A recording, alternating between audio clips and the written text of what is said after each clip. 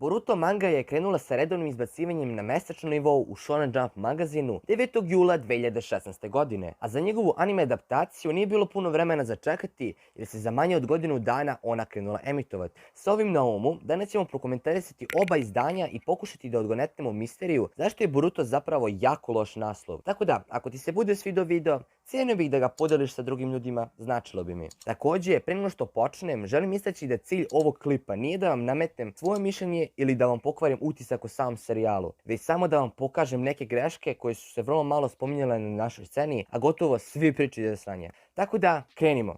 Da bi odredili kako je neki shonen naslov loš, trebamo znati koje kriterijume on treba da ispuni da bi se smatrao ok.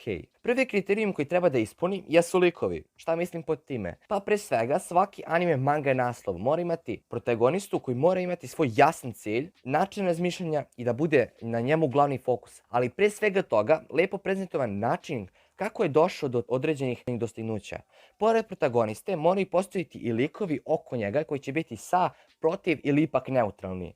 Dobar deo spornih likova mora imati barem nekoliko osobina da bi ih lakše razumeli i da bi mogli protumačiti neke njihove postupke iz različitih uglova. Pored likova, ono što je barem meni jako bitno jeste pacing samog naslova, jer dobar deo ljudi batali anime mangu zbog malo pre napomenutog razloga. I posljednja stvar koja je potrebna da bi shonen naslov bio potpun jeste power sistem koji treba biti jasno definisan i donekle balansiran. I sada, kada sve ovo znamo, vreme je da vidimo da li sam Boruto popunjava ove kriterijume. Kao što sam malo pre rekao, glavni lik u anime manga naslovu bi trebao da ispuni napomenute kriterijume, ali kod Boruta to ume malo da bude zbunjujući, jer za nekoliko godina koliko pratimo ovaj serijal, sam lik u anime i mangi se razlikuje. Naime, Borutov jasan cilj, kome teži kroz čitav serijal, do sada ne postoji. Ima on tu neke sporane ciljeve kao na primjer da postane jači, da zaštiti selo, ali on uopšte nema direktan cilj koji će izgraditi njegovu ličnost do kraja serijala. Također, naredni problem se vezuje više za mangu nego za anime,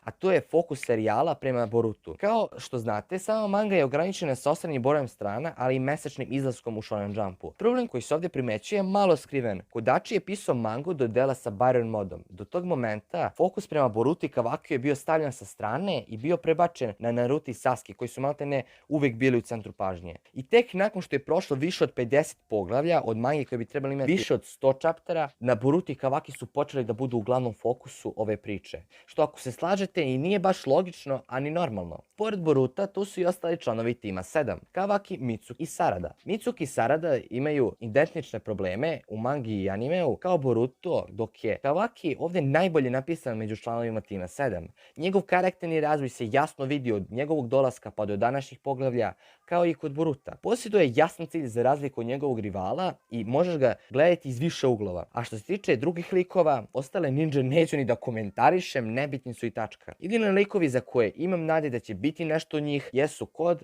i Yamado. Krenut ćemo od same adaptacije koji je napravila ovoliki problem u pacingu. Anime je počeo sa emitovanjem kada je manga bila na 10. chapteru, a pošto znamo da se anime epizode prave isključivo od sadržaja koju manga pruža, i ujedno znamo da će ovo biti anime koji će izlaziti na nedeljnom nivou više godina, shvatite da će verovatno biti pun filler epizoda koji su Borutovom prethodniku dosta spustile ocenu. I da se to ne bi dogodilo, studio i pisac su odlučili da većinski sadržaj animea budu anime canoni. Za one koji ne znaju, anime canon posjeduje sadržaj koji dopunjuje priču koju manga nije mogla dopuniti. I ovo se tek vidi kad krenu da adaptiraju mangu, što znači da ne mogu jedno bez drugog. Ali ono što je najveći problem jesu anime canon arkovi, njegova dužina i odugovlačenje kroz epizode. Postoji nešto manje od 20 anime canon arkova, od kojih 90% slobodno možete da preskočite i znaćete čemu se radi u animeu. Ovaj problem su kreatori i studio sami stvorili zbog odugovlačenja priče, da ne bi anime stigao mangu. I kada imate brdo epizoda koje navodno prate mangu, ali u stvari nemaju veze sa njom, dođete isto ko filler, što ako se slažete, baš je kritično. I kada sklopite kockice u glavi, shvatite da je to delo lošeg pisanja od strane kreatora. Dobro, kad već pljujemo njegovo pisanje u animeu, vreme je da pljujemo i u mangi. Ok, šalu na stranu, manga ne sadrži takav problem kao anime, već kod njega je glavna mana brzina kojom se radnja u mangi odvija, koja je prebrza za anime,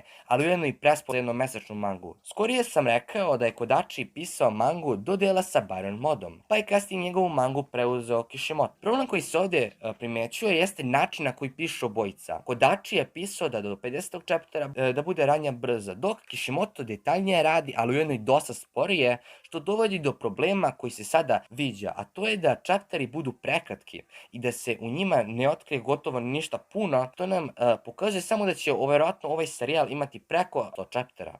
Ali ono što obojica vrlo dobro rade i što baš realno nije za pohvalu, a to je da svakim chapterom dobijemo sve više pitanja, ali ujedno i manje odgovora. To ako slažete i nije neka fora. Ujedno i posljednji glavni problem u Boruto serijalu jeste power scaling, koji maltene ne postoji jer ne možeš ti ovdje ništa da scaluješ kako treba. Premalo informacija dobijemo iz chaptera u chapteru snaze likova. Pored toga ti dođe borba koji gdje treba da razbiješ glavu zašto je neko jači od nekog zbog manjka informacija ako se baviš power scalingom. Ovaj problem ću vam prikazati i donekle objasniti kroz nekoliko primjera. Prvi primjer je iz animea, ali ga također imaju u mangi, a to je previsok power boost kod Naruta i Sasuke između Boruto i Naruto serijala. Da ne bude da sam ovo rekao džabe, moramo da se prebacimo na kratko vrijeme kada su debate Kaguya vs Momoshiki imale smisla. Mnogi ljudi su vodili ove debate upoređivajući njihove borbe sa Narutom i Sasukeom. Sada, zašto su upoređivali te forme? Odgovor na to je da većina ljudi ne zna tada, ali ni sada, da se informacije o nekom naslovu ili liku ne moraju samo izvlačiti iz anima ili manga sadržaja, već mogu kroz časopise, novele, databukove, tako dalje. Bez njih ne bi bilo baš lako da se odredi ko je koliko jak. Pa onda kada se malo više istraži u raznim Boruto i Sasuke novelama, saznajemo da se Kaguya intenzivno plašila od Momoshikija, da je htjela da sakupi čitavu vojsku belih Zetsua, da prisvoji Hagurami Hamuru na svoju stranu, što samo pokazuje koliko je ona slabija u prime modu od Momoshike i Kinshikija. Tu kad budemo odredili ko je jači, shvatit ćete kolika je razlika u snazi među teen i adult verzije Naruto i Sasuke. Sada, da ne bude ovo da sam džabe pričao čitavi minut, čist primjer koliko je onaj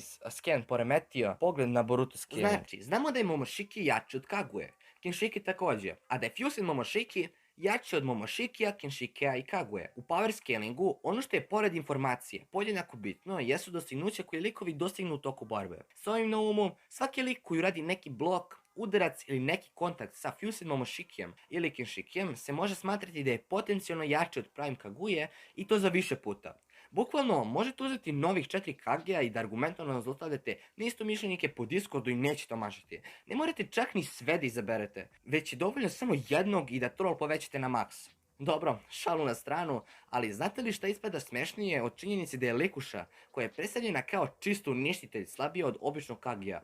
Ne? Pa smešnije je činjenice da je u anime kanonima Kurozuchi izgubila od običnih lopova i šta sad ja to trebam koristiti kao neki argument i da se na kraju ja i tamo neka XY osoba zbunimo, znači nikakve veze nema. Ovakav primjer se ne pojavljuje samo kod Kurozuchi, već i kod mnogo drugih likova, kao na primjer kod Urashikija, Sarade, Kodeja, tako dalje i tako dalje. Također, ono što pravi još veću konfuziju jeste kada ti anime u manga canon epizodi promeni pola borbe i kada pogledaš manga fitove i anime, ne znate u šta da verujete. Da, ovo je najviše vezano za borbu između Momoshikija, Naruto i Sasukija. Naravno, za ovakve stvari postoji objašnjenje. Ali iskreno, mislim da ovaj deo klipa nije namijenjen za njega, tako da ako vas stvarno zanima, napisat ću to u komentarima. Tako da, zaključak što se tiče Boruto Power Scale-a, gledajte manga skenove kao i manga canon epizode, također možete da gledate i databukove, časopise, novele, anime canone koristite uglavnom za trole, se o njima pisat pogubi više nego ikada, tako da vrijeme je da polako završavam s ovim, video je poprilično potrajao. Tako da to bi bilo to što se tiče ovog videa, ako vam se svidio,